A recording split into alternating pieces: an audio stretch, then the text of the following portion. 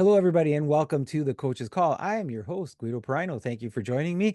And if you haven't subscribed, please consider subscribing. Would love to have you around as I cover off some fun topics. And I know I haven't covered off a lot here on the Coach's Call on this segment on the YouTube channel. I have done some exclusives over on the monthlysocial.com, so you can still catch it there. And I've been a little busy with that, a little bit busy with the Path Radio and a few other projects. So I haven't been able to do my regular show here. And I wanted to do one at the beginning of the playoffs. But then as things kind of got rolling, I thought I'll just wait. I'll do it at the end of the first round. And now not only are we at the end of the first round, but we seem to have started the second round. So I did want to cover the Toronto Maple Leafs, of course, because there's such buzz with them having been eliminated in another game seven and yet again by the Boston Bruins. Look, there's no secret. I usually, like the Montreal Canadiens and like talking about them. And so for Montreal Canadian fan, yeah, I'm looking at this game thinking I don't really care who wins or loses. I mean, go at it. Go 7 games, go hard so that whatever happens in the next round, you're not as fresh. What was interesting is to watch some of the Montreal Canadian fans and trying to pick, you know what, I want Toronto to win or I want Boston to win, and it's painful for them to say either one. So that was a little bit of entertainment unto itself.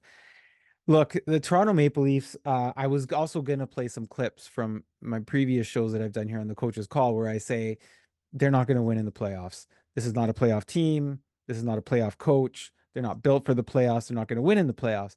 And instead of doing that, because I think I did it earlier this year, and I think I said it the season before and the season before, as I, analyze this team, because I reside here in the greater Toronto area, and we get bombarded with Toronto Maple Leaf stuff. So I just figured I would just say it to you as I'm talking about here in the analysis. And there's a lot of talk around the core four, and Mitch Marner's taking a lot of heat. Mitch Marner, who's got 50 points, I think, in 57 games, or vice versa, somewhere around there. He's got a lot of points in playoff games, right? Didn't play that well. We all know the story. Nylander was out. Nylander came back, had some decent games. Matthews was there, had some decent games, then was gone. Joseph Wall got hurt. Tavares had a good game, but as a captain, kind of disappeared, if you will. Isn't really maybe the captain that what you'd want out of the captain, and what you're paying Tavares to do. There was some interesting things with the injuries too. Nylander, like, they didn't really know what it was, and then just odd press conferences. It's a headache, but it impacted my vision. And what that is, it's called ocular migraines. So ocular migraines happen. They're in your eye. They are related to brain activity, but the cause isn't always known. There's some triggers that they know about that. And so usually when you say I have a migraine and it distorts my vision and I can't see, it tends to be, I'm not a medical expert, but it tends to be ocular migraines. And it creates a spot in your vision where you can't see something properly. And sometimes they go away in a little bit, sometimes they don't, and sometimes they reoccur. And so I think that that's what was going on there. We don't really know with Matthews. No one really wants to tell us. He gets asked, well, is it a flu? Is it a cold? Oh, it's something like that. Whatever. Okay. So the thing is over. You guys are out. Whatever, illnesses you had, they are. Hopefully you guys are better. But it just was more excuses. And then, you talk about the conversation that players provide in the questions, right? John Tavares, man, did he ever go to the school of canned answers, right? Well, we just gotta try harder, pull up our socks, look out for each other, dig deeper. It's just so lifeless dribble is what it is, just lifeless. You're a captain, assert yourself, say something meaningful. You've got this fan base that you say you all love, but you give these canned answers. That's not culture. And talking about culture, isn't that what Brendan Shanahan wanted to bring to the Toronto Maple Leafs? A culture. 10 years later, you're giving canned answers. You're losing, first 1 second round victory. You got Sheldon Keefe. Sheldon Keefe, the coach, his speech in a game seven. So let's go out there and have fun. I mean, I guess you want to have fun. I guess that's your motivator in a game seven. Go out there and have fun, right? And then you talk about the culture, and this is where it gets hard. The mainstream media, the Greater Toronto sports channels and media, right? There was, I can't remember which game it was. Austin Matthews scored his first goal of the playoffs. Chris Cuthbert and Craig Simpson. They drive me crazy. But Chris Cuthbert, there's Austin Matthews with his 70th goal of the year, 69 in the regular season, and his first here in the playoffs to hit that magic 70. They were dying to get to say that Austin Matthews scored 70 goals. He did in the year, but it wasn't what they were, trying to get in the regular season and to celebrate in the 70 goals. But by hook or by crook, when he scored that goal, Chris Cuthbert was going to make it a moment. He was going to try and make it a moment. Now, the other announcers kind of shied away and didn't really take up on that, and he didn't really mention it. Maybe there was some realization there, like this is kind of stupid of me to say.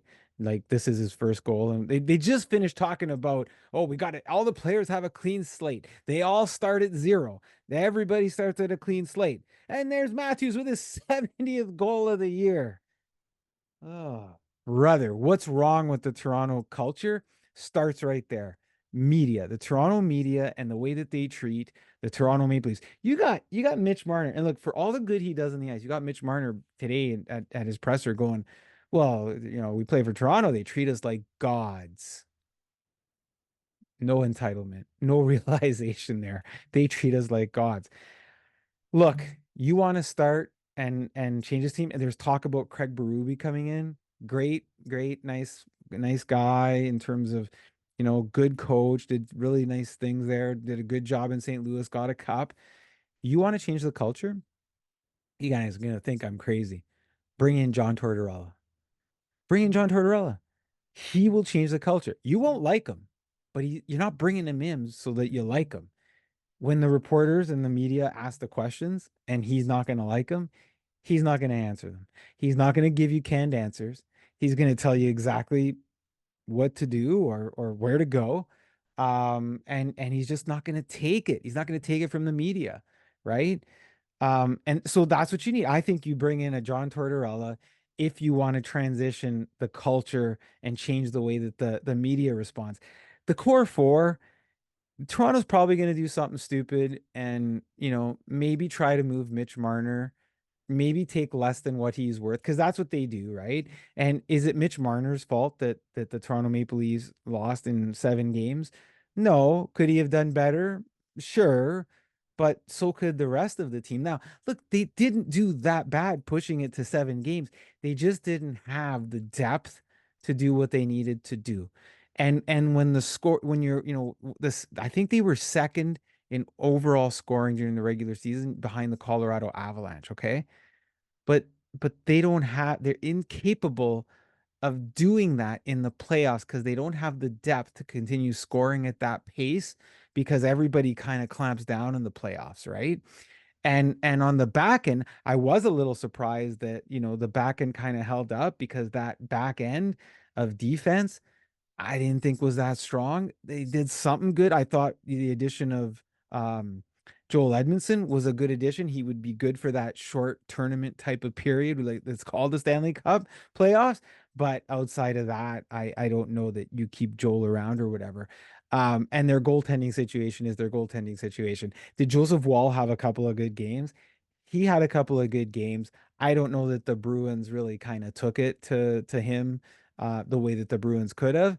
But at the end of the day, I said earlier in the season, yeah, these guys can score. I don't think they have the depth. I don't think they have the goaltending.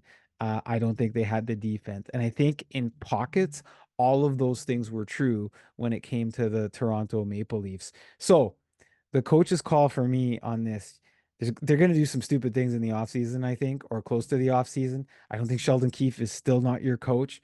I think that you want to fix things or you want to change the culture here, bring in John Tortorella. That's the coach's call. Thank you for joining me. Hope you come back. Hope to have more shows for you. Take care.